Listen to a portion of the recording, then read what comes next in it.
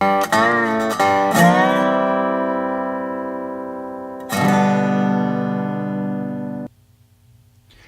everybody. Welcome to Coffee with Craig. It is Saturday, October 28th. Yes, this is pre-recorded. As you know, Saturday and Sunday, I do still want to do Coffee with Craig, but this time it's going to be pre-recorded.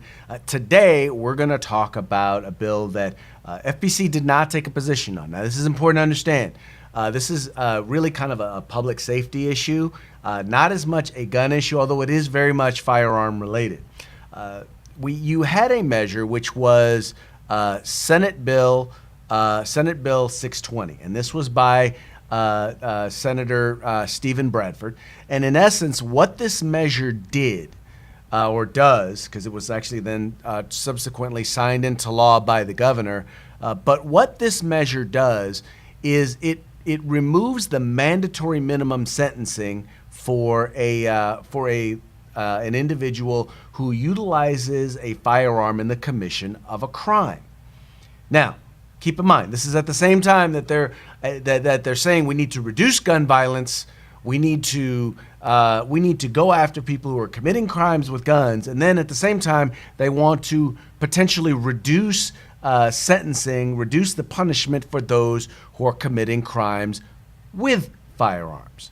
I want to share this speech with you because there are few Second Amendment speeches in particular that are I believe as good as the one that was shared by Senator Stone.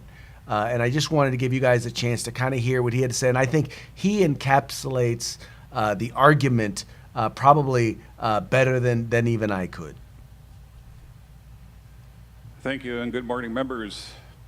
This bill is pretty simple, and it's pretty dangerous. What this bill does is clear. It decreases the punishment against the most violent criminals who use guns when they commit their crimes.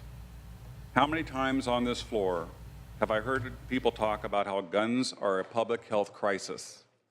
We've passed countless bills that would take guns away from law-abiding citizens. We've passed bills to regulate the number of guns that people can buy. We've passed bills to regulate how much ammunition people can buy.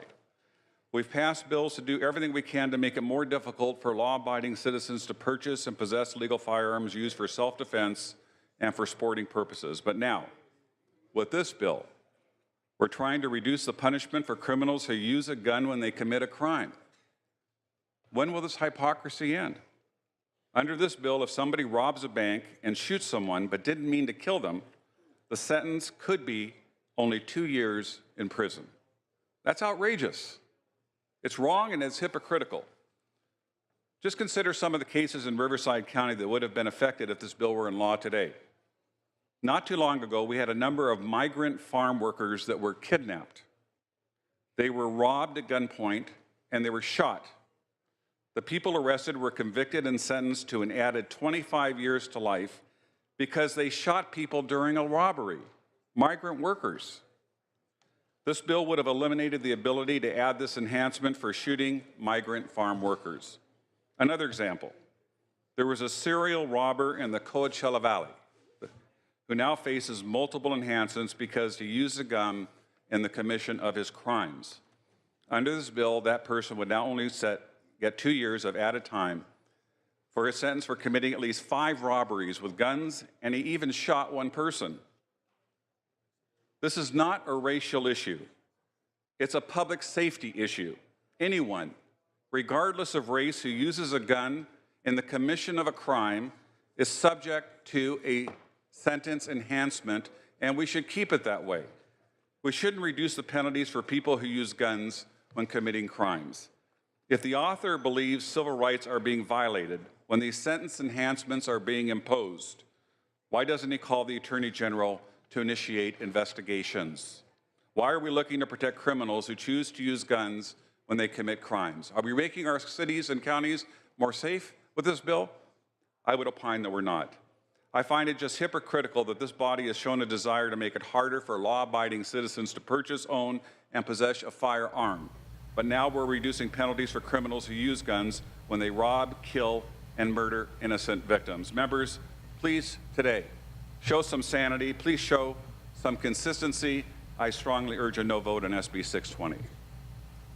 So, as you saw, Senator Stone actually just flat out offered specific examples where these where people would have gotten off with much lighter sentences if it hadn't been for the fact that if it hadn't been for this. Now, mind you, here's the other thing. A lot of people on the left, a lot of the anti-gun folks want to say, well, the reduction in violence and gun violence exists because we have stricter gun laws. Well, the one area where they're correct is was the institution of mandatory minimums, especially when it related to the use of a firearm in committing a crime, because it's the one thing they did that actually impacted, wait for it, criminals.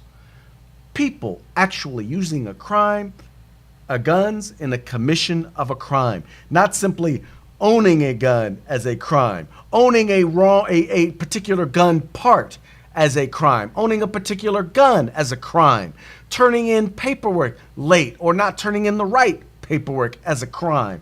Those are the things that they want as crimes. Those are the sorts of sentence enhancements that the anti-gun, anti-Second Amendment community would like to see.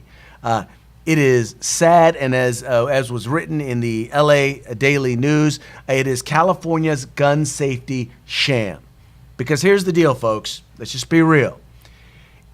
If you are about increasing penalties for law-abiding gun owners while reducing penalties for criminals who use guns, then you really are not about firearms safety or preventing gun violence. You are only perpetuating it. That's the real truth. I'm sorry, some of you may not want to hear it, but that is the way it is.